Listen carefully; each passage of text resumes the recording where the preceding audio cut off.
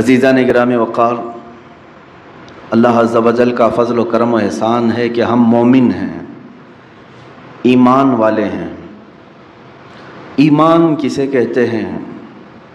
ایمان یقین کرنے کو کہتے ہیں، ٹرسٹ کرنا، کسی پر بھروسہ کرنا، اعتماد کرنا۔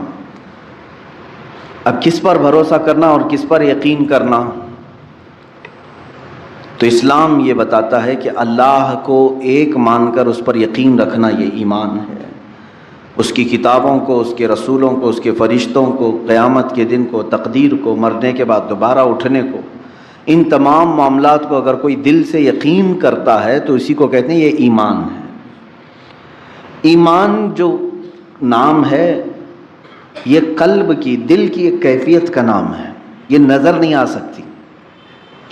کس کے دل میں ایمان ہے نہیں ہے یہ کوئی نہیں بتا سکتا، دل کی ایک کیفیت کا نام ہے۔ ظاہر سی بات ہے میرے دل میں ابھی کیا چل رہا ہے وہ آپ نہیں بول سکتے، آپ کے دل میں ابھی کیا ہے مجھے نہیں خبر ہے۔ تو دلوں کی کیفیت میں سے ایک کیفیت کا نام ایمان ہے۔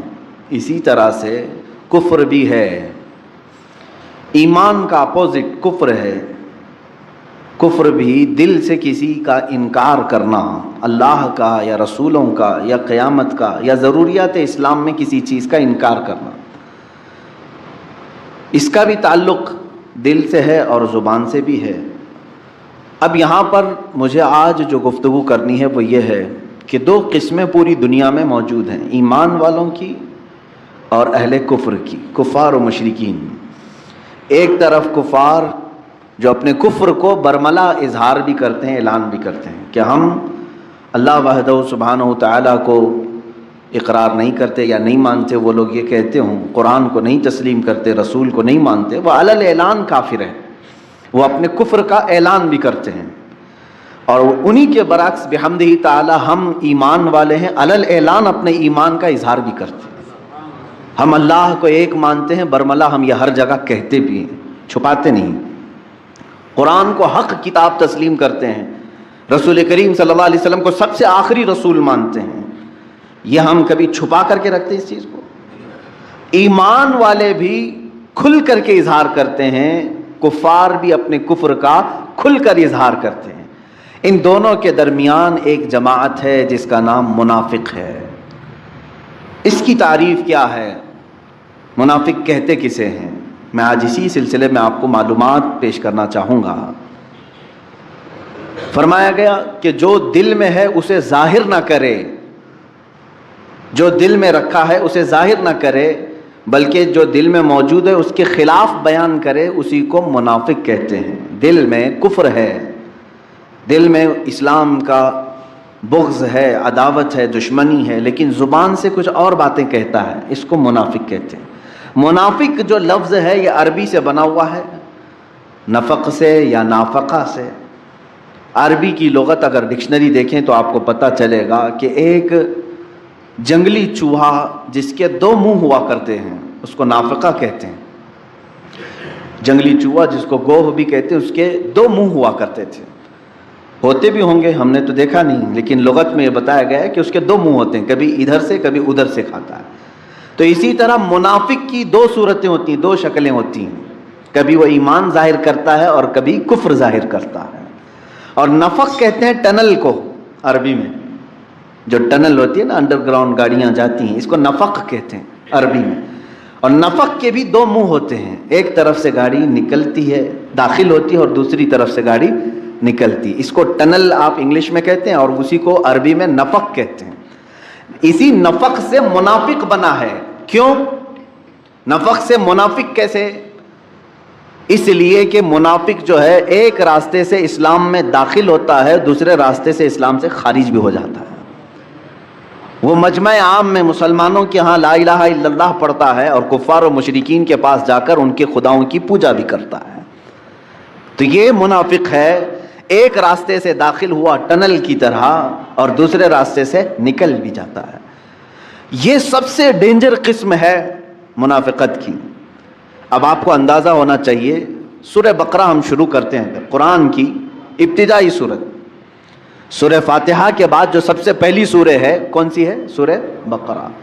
سورہ بقرہ جب آپ تلاوت کریں گے تو شروع سے لے کر کے جو آیتیں آئی ہیں، الف لام میم ذالک الکتاب لا ریب فیہ ھدی للمتقین، یہاں سے لے کر کے 5 آیتیں کنٹینیو ایمان والوں کی شان میں آئی ہیں۔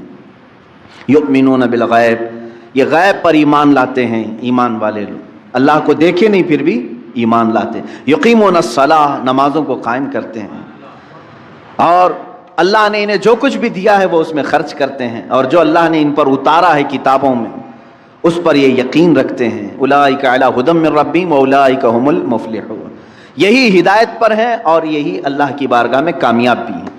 5 آیتیں ایمان والوں کے لیے ہوں، 5 آیتیں ایمان والوں کے لیے۔ اس کے بعد پھر آیتیں ہیں کفار و مشرکین کے لیے، ان الذین کفروا سواء علیہم اانذرتہم ام لم تنذرہم لا یؤمنون، ختم اللہ علی قلوبہم وعلی سمعہم وعلی ابصارہم غشاوہ ولہم عذاب عظیم۔ اللہ فرماتا ہے جو لوگ کفر کر چکے اب ان کے لیے اے محبوب برابر ہے، ان کو آپ ڈرائیں نہ ڈرائیں وہ ایمان نہیں لائیں گے۔ کون؟ کافروں کے لیے اللہ ان کے دلوں پر مہر لگا چکا ہے، ان کے دلوں میں کوئی بات حق کی پہنچتی نہیں ہے، ان کے کانوں پر پردہ ہے، ان کی آنکھوں پر پردہ ہے۔ یہ کس کے لیے کہا گیا؟ کفار کے لیے۔ اب میں ترتیب آپ کو بتا رہا ہوں۔ سورہ بقرہ جو شروع کی سورہ ہے قرآن کی، شروع سے لے کر 5 آیتیں مومنوں کی شان میں آئی، 2 آیتیں کافروں کے مذمت کے لیے بیان کی گئی۔ وَمِنَ النَّاسِ مَن يَقُولُ، یہاں سے آیتیں شروع ہوتی ہیں، دوسرا رکوع شروع ہوتا ہے، یہاں سے لے کے کنٹینیو 13 آیتیں صرف منافقوں کے متعلق بیان فرمائیں۔ اللہ رب العزت نے 13 آیتیں کنٹینیو منافقین کے متعلق آئی ہیں۔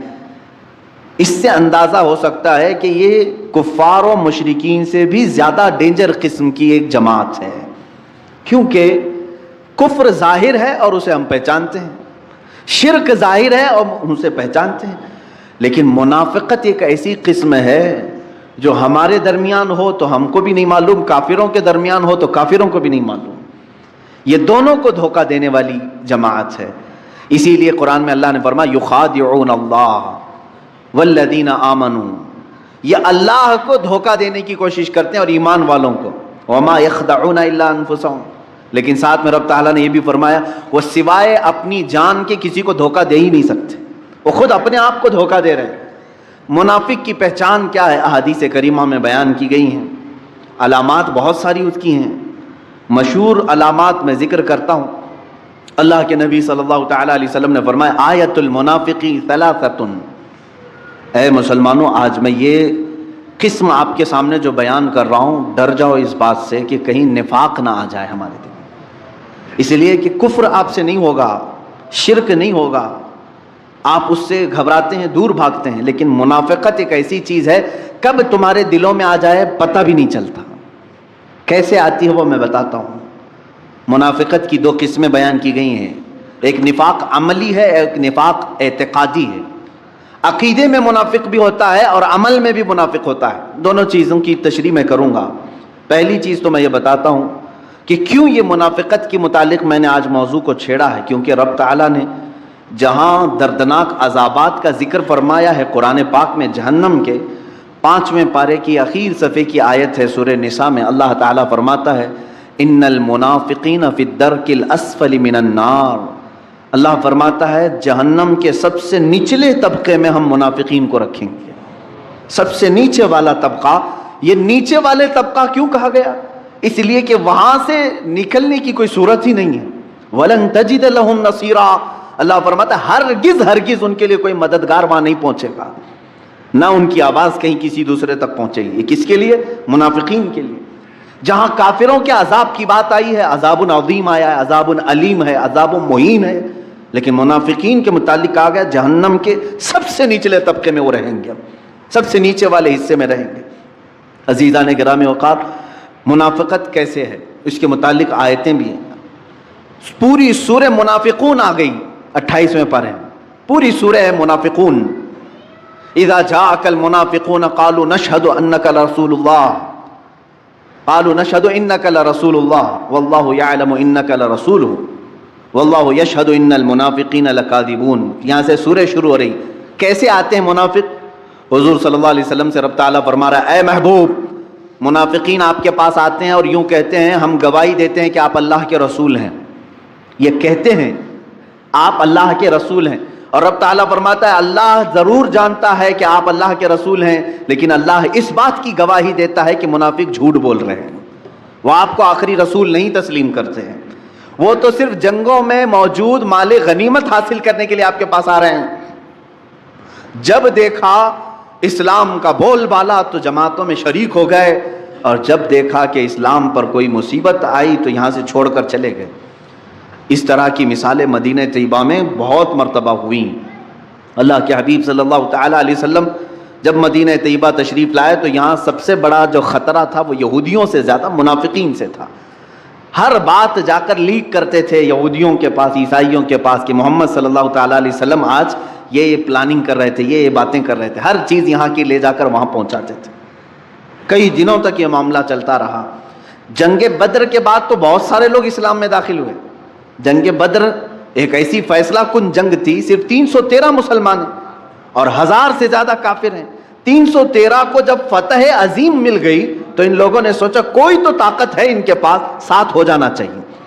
جنگ بدر کے بعد بہت مسلمان ہوئے, بہت مسلمان ہوئے. اور وہی جنگ احد ایک ہی سال کے بعد ہوئی. اب مسلمانوں کی تعداد 1000 سے زیادہ تھی. جب 313 تھے سال بھر پہلے, اب سال کے بعد 1000 سے زیادہ تھی تعداد. اب کی بار جب کفار و مشرکین آئے تو مسلمانوں کو شکست ہوئی.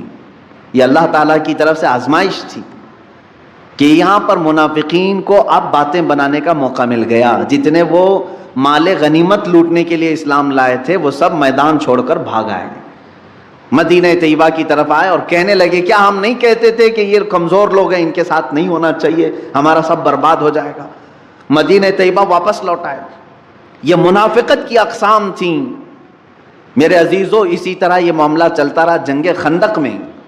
جنگ خندق میں بھی کئی منافقین حضور صلی اللہ تعالیٰ علیہ وسلم کو چھوڑ کر صرف یہ بات کہہ کر کے آئے ہمارے مدینے میں عورتیں تنہا ہیں, ہم آپ کے ساتھ نہیں کھڑے ہو سکتے, دشمن کا خطرہ ہے, ہماری عورتیں بغیر گھر کے ہیں, بغیر چھتوں کے ہیں, ہم ان کے پاس جا رہے ہیں.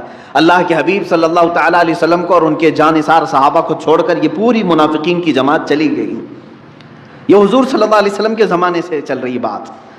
میرے عزیزو, اب میں منافقت کی اقسام بتاتا ہوں کہ ہمیشہ جس کی فطرت میں غدر ہے, دھوکہ ہے, وعدہ خلافی ہے, سمجھ لو کہ اس کے اندر نفاق آ گیا ہے, منافقت اس کے اندر آ گئی. علامتیں میں بتاتا ہوں, بخاری شریف کی بھی حدیث ہے. اللہ کے حبیب صلی اللہ علیہ وسلم فرماتے ہیں آیت المنافق ثلاثۃ, منافق کی علامتیں 3 ہیں, 3 مشہور علامتیں. اذا حدث كذب واذا اؤتمن خان واذا وعد خلف, او كما قال النبی صلی اللہ علیہ وسلم. فرماتے ہیں اس کی پہلی علامت یہ ہے کہ جب بات کرے گا تو جھوٹ بولے گا. دوسری علامت یہ اس کے پاس اگر امانت رکھو گے تو کھا جائے گا, خیانت کرے گا. تیسری علامت یہ ہے کہ جب بھی وعدہ کرے گا تو مکر جائے گا, وعدہ خلافی کرے گا. یہ تو منافق کی اقسام بتائی گئی ہیں. جھانک کر کے دیکھ لو کہیں ان تینوں میں ہم تو نہیں پڑے ہوئے ہیں, مبتلا تو نہیں ہو گئے کہیں. خاص طور پر تاجر لوگوں سے, بزنس کرنے والوں سے مخاطب ہو کر کے بزرگوں نے فرمایا تمہیں کثرت سے جھوٹ کا سامنا کرنا پڑتا ہے, اور اس جھوٹ پر اگر تم نے کنٹینیو مداومت اختیار کر لی تو تم منافقت کے اسٹیج پر پہنچ جاؤ گے. منافق کی ایک علامت یہ ہے کہ اپنی بات کو منوانے کے لیے بار بار قسمیں کھاتا ہے, اللہ کی قسم, کعبے کی قسم, قرآن کی قسم, کثرت سے وہ قسمیں کھاتا ہے منافق. اور جب بھی اس کے پاس کوئی امانت رکھی جائے تو خیانت کرتا ہے, صحیح طریقے سے اس کو نہیں لوٹاتا. امانت بہت قسم کی ہے میرے عزیزوں, صرف پیسہ ہی امانت نہیں ہے, کسی کی باتیں بھی تمہارے پاس امانت ہوتی ہیں, کسی کا مال تمہارے پاس امانت ہے, کسی کی بیٹی تمہارے پاس امانت ہے, کسی کے بچے تمہارے پاس امانت ہے. امانت کی بہت ساری قسمیں, اس میں خیانت کرنے والا منافق کی علامتوں میں شامل ہو گیا. اور جب کبھی وعدہ کرے تو وعدہ خلافی کرتا ہے. وعدہ کرتا ہے کہ میں فلاں تاریخ کو آپ کو پیسے دے دوں گا, میں فلاں تاریخ کو آپ سے ملاقات کر لوں گا, فلاں تاریخ کو یہ کام کر لوں گا, اور پھر مکر جاتا ہے. فرمایا گیا اس کے اندر منافقت آ گئی ہے. یہ نفاق کی 3 بڑی علامتیں ہیں, بڑی علامتیں ہیں. اب جو 13 آیتیں میں نے جس کا ذکر کیا سورہ بقرہ میں، شروع سے لے کر دوسرے رکوع سے تیسرے رکوع تک اگر آپ پڑھیں گے، اللہ تعالیٰ نے صاف صاف ان کے طریقے بیان کیا ہے۔ یہ خود میں خوش رہتے ہیں کہ ہم سب کو دھوکہ دے رہے ہیں، ہم صحیح ہیں باقی سب غلط ہیں، ہم سب کو ٹوپی پہنا چکے ہیں، وہ یہ خیال میں رہتے ہیں۔ اللہ ان کی اس چیز کو مسلمانوں کے سامنے کھل کر کے بیان کیا ہے۔ وہ خود اپنے زوم میں مبتلا رہتے ہیں کہ ہم سب کو دھوکہ دے رہے ہیں، حالانکہ اللہ ان کے دھوکے سے ہر مسلمان کو بچاتا بھی ہے، اللہ تعالیٰ محفوظ رکھتا ہے۔ اگر منافقین کے دھوکے سے ہم محفوظ نہیں رہتے تو یہ کب کے اسلام کی جڑیں کاٹ چکے ہوتے ہیں، کیونکہ یہ چوہے کی طرح داخل ہوتے ہیں جماعتوں میں اور قطر بھی نہیں کرتے ہیں۔ اگر ان کو کامیاب ہی ہونا ہوتا تو 14 صدیوں تک اسلام کا یہ پودا نہیں لہلہا رہا ہوتا، یہ کاٹ چکے ہوتے، یہ اپنی تمام تر کوششیں کر چکے ہوتے ہیں، بظاہر یہ کامیاب دکھتے ہیں لیکن مولا تعالیٰ ان کو خائب و خاسر اور ذلیل کرتا ہے ہر زمانے میں، ہر زمانے میں۔ میرے عزیزو، منافقت سے ہمیشہ بچنے کی کوشش کرو اور دعا کرتے رہو کہ اللہ میرے دل میں کبھی منافقت نہ آئے۔ یہ آتی کیسے ہے؟ اس کا سارا دار و مدار محبت رسول پر ہے۔ اگر یہاں ہلکی سی بھی بات خرابی آ گئی تو سیدھے اس کے اندر منافقت آ جائے گی۔ اگر نبی کی بات کو، میرے آقا صلی اللہ تعالیٰ علیہ وسلم کی بات کو ہلکا سمجھ لیا، کمتر سمجھ لیا، سمجھ لو کہ وہ گر گیا ایمان کے درجے سے اور منافقین میں آ گیا۔ ایک صحابی ہیں حضرت عمرو بن سعید رضی اللہ تعالیٰ عنہ، عمرو بن سعد یا عمرو بن سعید ہیں، یہ ان کا چچا تھا جلاس۔ یہ دونوں لوگ مدینہ طیبہ کے کنارے رہتے تھے۔ جلاس جو ہے حضور صلی اللہ تعالیٰ علیہ وسلم کی مجلس میں ہمیشہ حاضر رہنے والا، اور وہ اپنے چھوٹے بھتیجے کو عمرو کو لے کر کے بارگاہ رسول صلی اللہ تعالیٰ علیہ وسلم میں حاضر ہوتا تھا۔ جب بھی حضور صلی اللہ تعالیٰ علیہ وسلم کے جماعت میں حاضر ہو تو یہاں پر جو جو باتیں سنی جاتی تھی اس پر عمل کرنے کی کوشش کرتے۔ عمیر بن سعد، عمیر بھتیجے کا نام، یہ چھوٹی عمر کے تھے۔ چچا خود ہاتھ پکڑ کر کے بارگاہ رسول میں لے کر کے آتا تھا۔ ایک دن ایسا ہوا کہ چچا نہیں آیا، جلاس بن سویت یہ نہیں آیا، بھتیجا عمیر بن سعد یہ بارگاہ رسول میں حاضر رہا، اور حضور اکرم صلی اللہ علیہ وسلم نے اس دن ایک بشارت سنائی، اے لوگوں ان قریب اللہ تعالیٰ قریش پر ہمیں فتح عظیم عطا کرے گا اور ہم خانہ کعبہ شان سے داخل ہوں گے۔ حضور صلی اللہ علیہ وسلم جب یہ بشارت دیے، چھوٹی عمر تھی عمیر بن سعد کی، خوشی سے دوڑتے ہوئے آئے اور اپنے چچا جلاس بن سویت کو آ کر کے کہا، چچا چچا معلوم ہے آپ کو آج اللہ کے رسول صلی اللہ علیہ وسلم نے کیا فرمایا؟ کہا کیا کہا؟ کہا اللہ کے رسول نے فرمایا کہ عنقریب اللہ قریش پر انہیں فتح عظیم عطا کرے گا، شان سے وہ داخل ہوں گے۔ جلاس بن سوید نے کہا ہے اگر محمد کو فتح ہو گئی تو ہم گدھے سے بدتر کہلائیں گے۔ دل کا منافق تھا، حضور صلی اللہ علیہ وسلم کے بارے میں کہہ گیا، جبکہ وہ مجلس رسول میں کنٹینیو حاضر ہونے والا شخص اور اپنے بھتیجے کو پکڑ کر کے لانے والا شخص۔ عمیر بن سعد نے کہا چچا آپ ہی تو مجھے لے کر جاتے تھے۔ کہا لے کر جاتا تھا لیکن بڑی بڑی باتیں مت کرو، محمد کی بات اور ہے، قریش کی بات اور ہے۔ عمیر بن سعد وہاں سے فوراً بھاگتے ہوئے نکل آئے کہ چچا کا دماغ خراب ہو گیا ہوگا، یا تو یہ اب تک نہیں جانتے تھے۔ اب بتائیں بھتیجا خود چچا کی منافقت کو نہیں سمجھ پا رہا تھا۔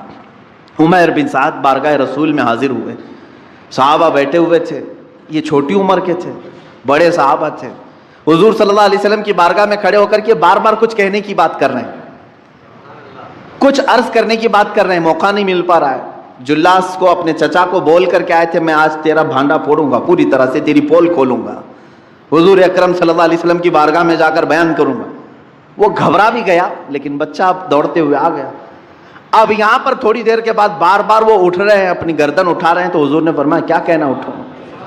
حضور صلی اللہ علیہ وسلم نے موقع دیا تو کھڑے ہوئے کہا کہ حضور ایک بات عرض کرنی ہے، میرا چچا منافق ہے۔ جلاس بن سوید سب کے کان کھڑے ہو گئے۔ جلاس بن سوید سب کی نظر میں ایک نیک شخص تھا، عمر والا شخص تھا، پابندی صوم و صلات، نماز اور روزوں کا بڑا پابند شخص، اور ایک بچہ ایسا کہ صحابہ نے بٹھا دے بیٹھ جا، لگتا ہے اس کے چچا نے مارا ہو رہا ہوگا، اس کے خلاف آ کے شکایت کر دیا، بیٹھ جاؤ۔ پھر وہ کھڑے ہوئے، کہ نہیں یا رسول اللہ صلی اللہ علیہ وسلم میں گواہی دیتا ہوں. حضور صلی اللہ تعالیٰ علیہ وسلم بھی دیکھتے رہے ان کی طرف. بولو. اسی اسنا میں جلاس بن سوید دوڑتا ہوا آ گیا, چچا بھی آ گیا, آیا دیکھا کہ شکایت کرنے کے لیے میرا بھتیجا کھڑا ہے, روتے روتے آیا بارگاہ رسول میں. کہا یا رسول اللہ صلی اللہ علیہ وسلم آج گھر میں یہ تاخیر سے آیا, میں نے ایک تماچا لگایا تو یہ کہا کہ میں تمہارے خلاف حضور سے شکایت کرتا ہوں, پتہ نہیں میرے بارے میں کیا آ کر کے کہا آپ سے. صحابہ نے کہا نہیں ہم کہہ رہے تھے کچھ تو گھر میں جھگڑا ہوا ہوگا اور یہ آ کر کے اس پر اتنا بڑا الزام لگا دیا. یہ عمیر بن سعد رونے لگ گئے. چھوٹی عمر کے ہیں اور ایک طرف یہ منافق ہے, دوسری طرف بڑے بڑے صحابہ کو قائل کرنا ہے, ان کو کنونس کرنا ہے. لیکن اللہ کے نبی صلی اللہ تعالیٰ علیہ وسلم دلوں کے حالات کو جانتے تھے. اللہ کے نبی صلی اللہ علیہ وسلم نے فرمایا عمیر تم بولو تمہاری بات کیا ہے. عمیر بن سعد نے پوری بات بتائی. میں مجلس سے اٹھ کر کے جب گیا تو میرے چچا نے ایسی ایسی بات کہی. اللہ کے حبیب صلی اللہ تعالیٰ علیہ وسلم نے اپنی گردن جھکا لی, ان کی برات میں کچھ نہیں کہا, عمیر بن سعد کی حمایت میں ایک جملہ بھی نہیں فرمایا. صحابہ جواب کے انتظار میں, جلاس کھڑا ہے.